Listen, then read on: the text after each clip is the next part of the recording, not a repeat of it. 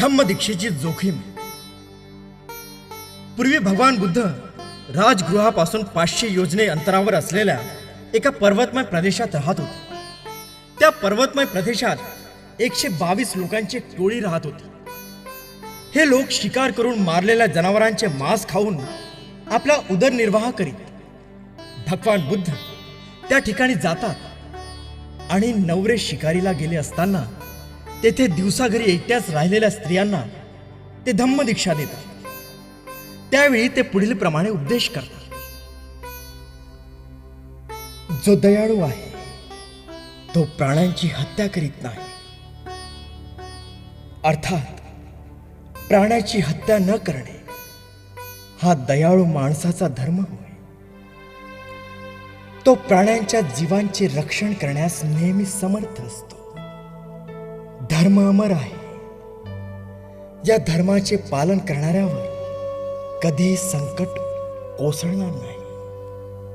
विनयशीलता, ऐहिक भोगाविषयीची उपेक्षा, कोणाला कष्ट न देणे, कोणाला क्रोध येईल असे न करणे, हे ब्रह्मलोकाचे लक्षण आहे. दुर्बलाविषयी कणव बुद्धाच्या शिकवणुकीनुसार शुद्ध जीवन किती आवश्यक आहे याची जाणीव, आवश्यक ते मिळाल्यावर थांबणे, जन्म मरणाच्या फेऱ्यातून सुटण्याचे हे साधन आहे.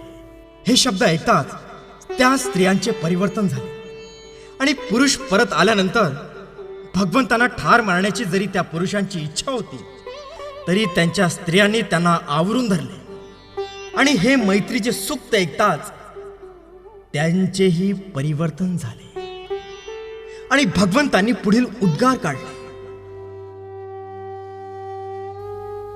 जो प्राणी मात्रांशी मैत्रीभावाने वागतो आणि त्यांच्याविषयी दयाशील असतो अशा माणसाला 11 गोष्टींचा लाभ होतो.